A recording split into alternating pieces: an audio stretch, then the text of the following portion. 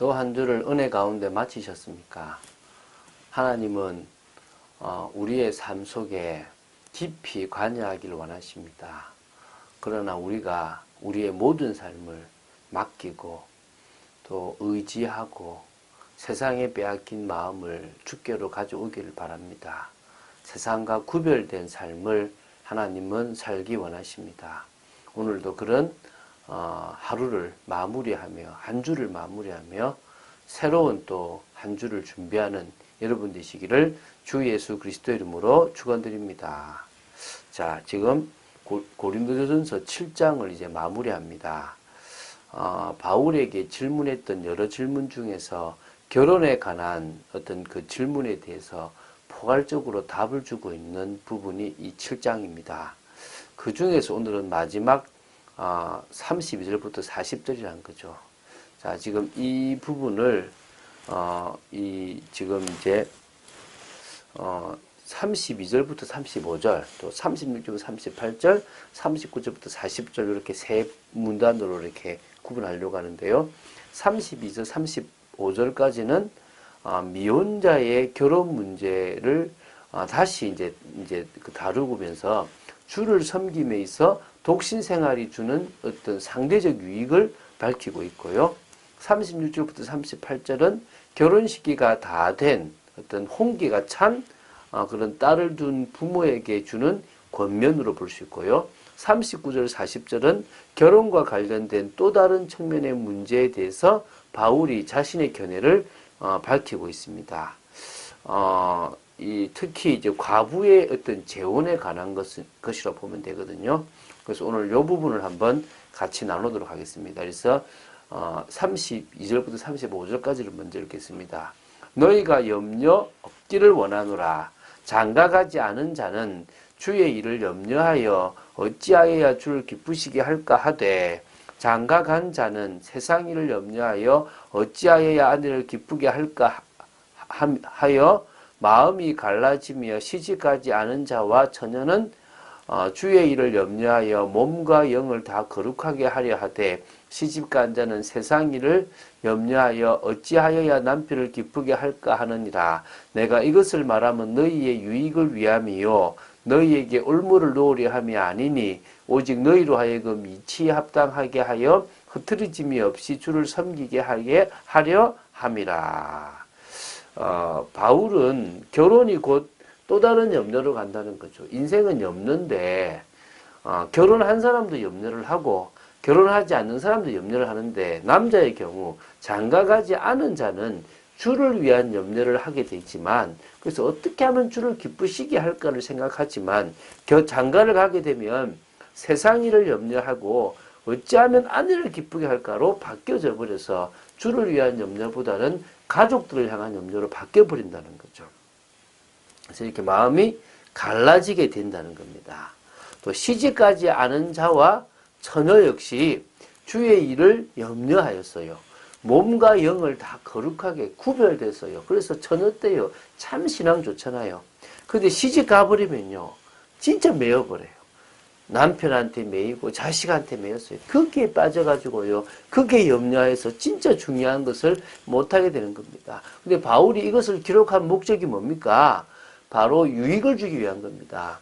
결혼이라는 것 자체가 결국은 마음을 빼앗기는 일이 있어진다는 거죠. 제가 말했지만요 신부보다 목사가 마음을 많이 빼앗겨요.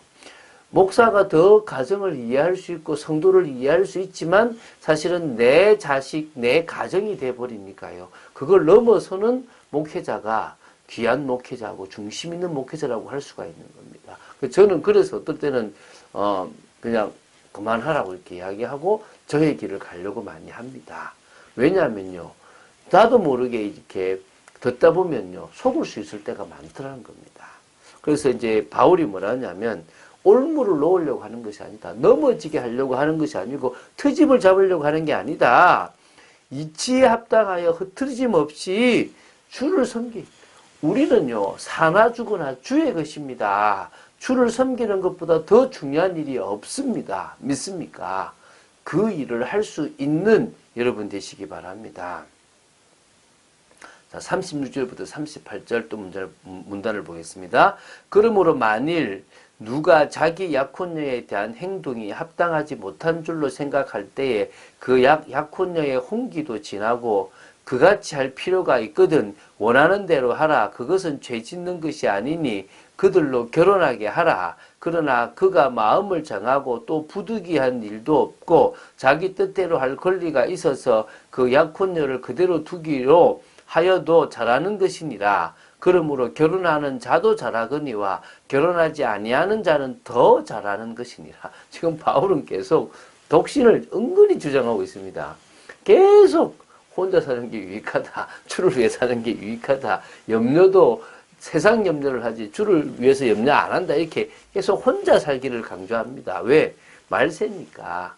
정말 중요한 시기에 우리가 주를 위해서 살아가야 될 것이다를 얘기하거든요. 지금도 이제 이 36절부터 38절은요, 이 처녀딸을 둔 부모에게 대한 어떤 권면입니다. 특히 36절에서요, 바울은 처녀딸이 결혼하고 싶어 하든지 아니면 결혼할 상황이 되면 결혼시키라고 하는 겁니다. 하고 싶은데 막으면 안 되죠.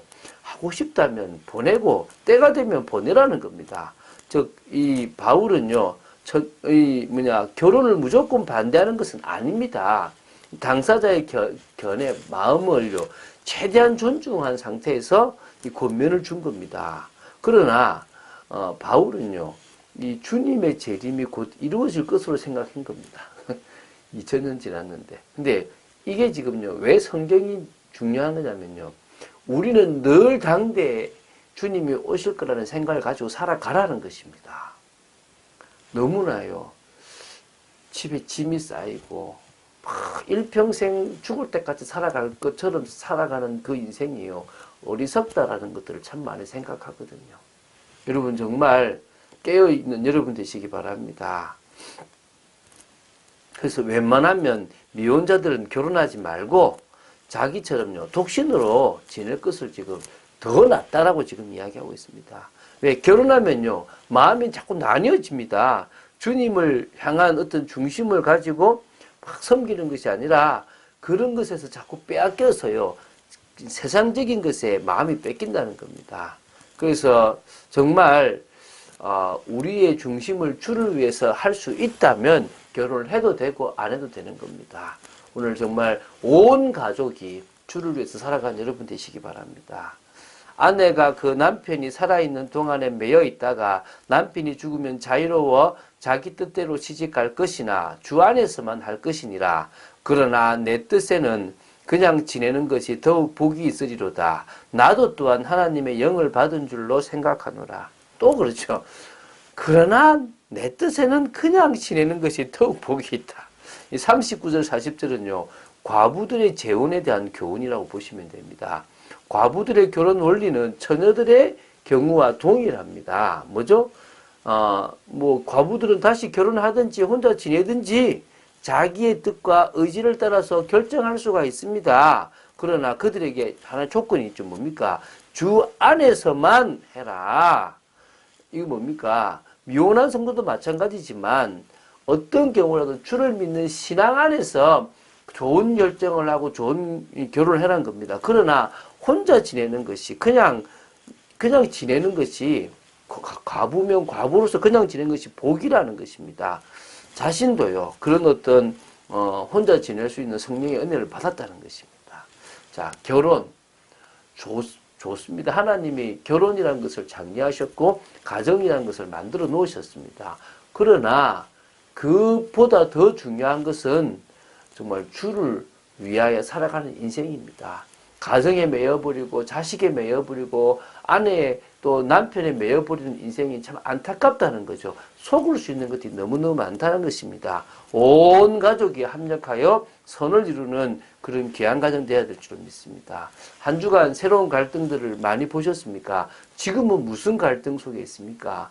지금은 회사의 갈등입니까? 사람과의 갈등입니까? 아니면 가족의 갈등입니까? 또 다른 갈등입니까? 계속 올 것입니다. 안 속으면 됩니다. 하나님은 우리가 그 모든 것들을 통하여 하나님께 영광 돌리는 축복의 삶, 우리에게 주신 권능을 가지고 오히려 우리 자신과 사단과 세상을 넘어서 하나님의 나라를 이루기를 원합니다. 그래서 우리는 복음 안에서 모든 것을 누릴 수 있는 것이 그 무엇보다 중요합니다. 그래서 성령 인도를 받으라고 하는 겁니다. 그래서 말씀이 삶의 기준이 되라고 하는 겁니다. 무엇보다도 언약과 사명에 맞는 삶을 살라고 하는 것입니다. 오늘도 우리의 삶이 그런 축복의 삶이 될 줄로 믿습니다. 하나님을 기쁘시게 하는 삶, 하나님께 영광 돌리는 삶, 그런 삶을 살아가는, 그래서 오늘 한 주도 마무리하고 다음 주는 더더욱 주께 드려지는 한 주가 되기를 주 예수 그리스도 이름으로 축원드립니다. 주는 그리스도시요 살아계신 하나님의 아들이심을 고백합니다. 계속적으로 고린도 전서를 통하여 바울이 고린도 성도들에게 권면하는 부분들을 봅니다. 저희들이 그것을 통하여 저희들의 이 시간표에 보고자 하는 것들을 보고 인도받기를 간절히 소원합니다. 속지 않도록 저희들을 지켜 주시옵소서. 주 예수 그리스도 이름으로 기도드립니다. 아멘.